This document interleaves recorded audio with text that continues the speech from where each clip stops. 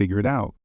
Those were the last words my father said to me when I was 15 years old, standing in a rundown motel room with $200 in cash and a duffel bag of clothes. My parents had just informed me they were moving to Arizona for my dad's new job opportunity.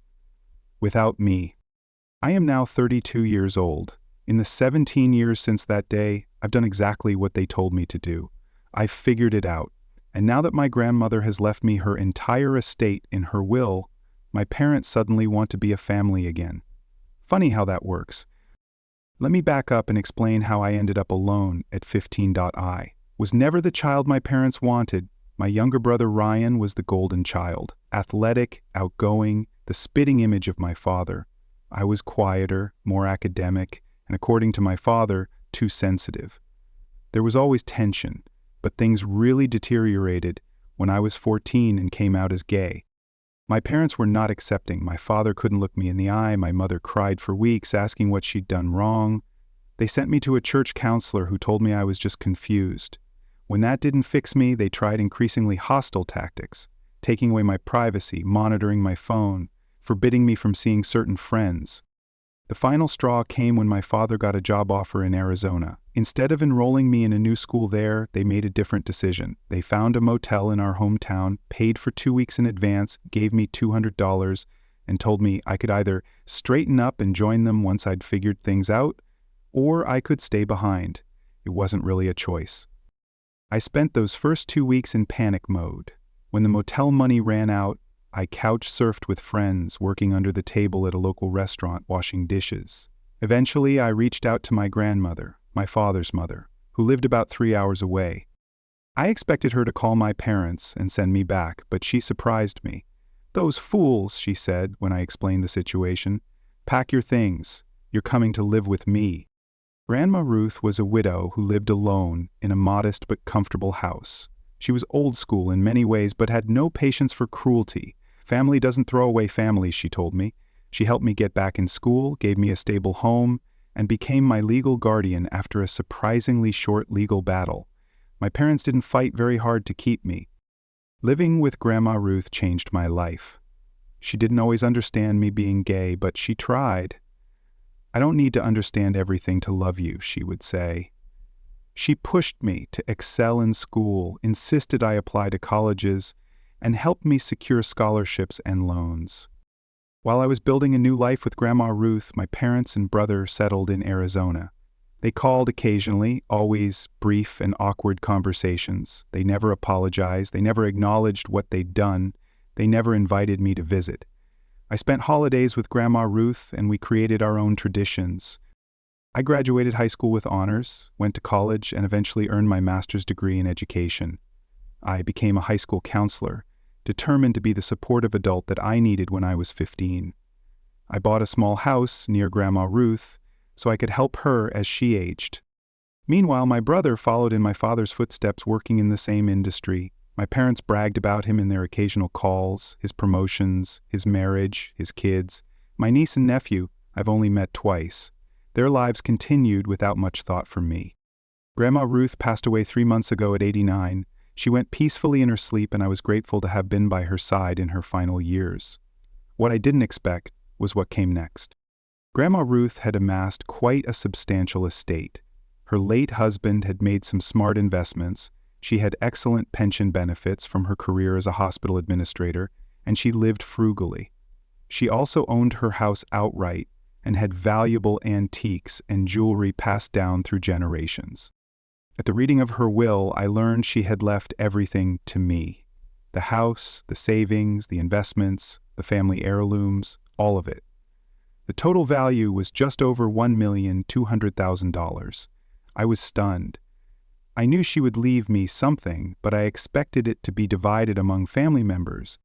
My father was her only child, but she had several nieces and nephews she was close with. Yet she chose to leave everything to me. Her lawyer handed me a sealed letter along with the will. In it, Grandma Ruth explained, "My dear grandson, I'm leaving you everything because you're the only one who truly became family to me in my final years. You checked on me daily, brought me meals, took me to appointments, and sat with me just to talk. You earned this, not just through your care for me, but through your resilience in the face of unconscionable abandonment. Your parents made their choice years ago. I've made mine now. Live well, be happy, and know that I'm proud of the man you've become." I was still processing this when my phone started ringing. News travels fast in families, especially when money is involved. My father called first, his voice tight with controlled anger. "We need to talk about Mom's will," he said, without even a hello.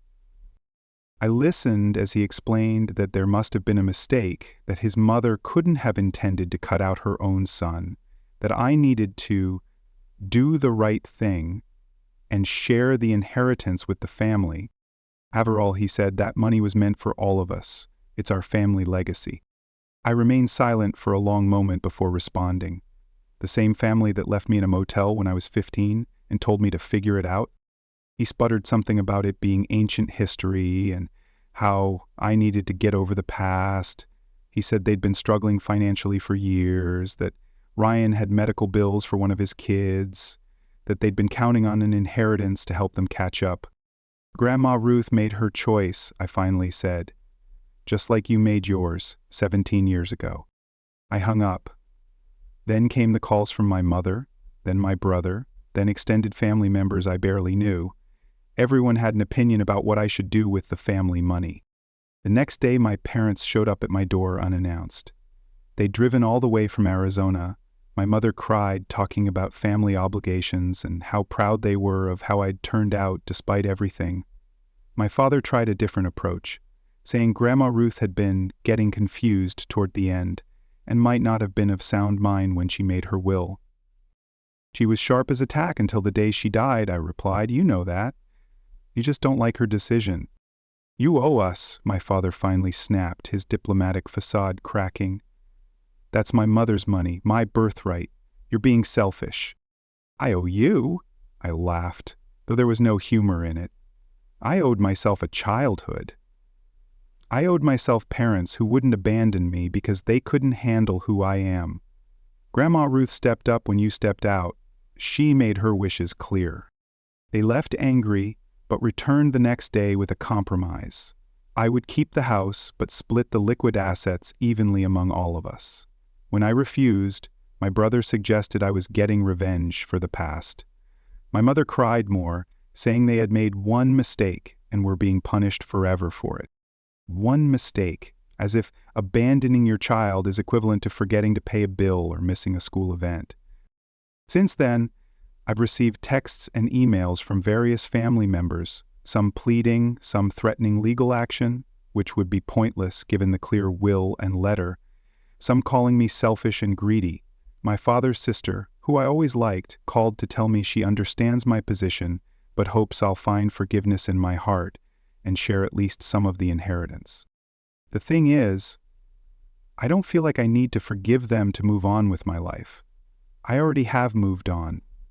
I built a good life without them. I'm not keeping the inheritance out of spite or revenge. I'm keeping it because my grandmother explicitly wanted me to have it, and because I was the one who was there for her when she needed family. Am I planning to use all of it for myself? No. I've already decided to establish a scholarship fund for LGBTQ+ youth who lack family support. I'm going to donate to the organizations that helped me when I was struggling.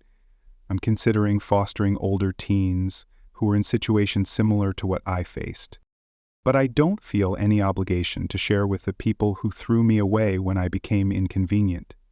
The inheritance isn't just money to me. It's validation that the family I chose and who chose me back matters more than biological ties. So, am I the jerk for refusing to share my inheritance with my parents and brother after they abandoned me at 15? Should family loyalty override past abandonment? Am I being petty and vengeful, or am I simply honoring my grandmother's wishes? I've figured everything else out on my own. I just can't figure out if I'm in the wrong here.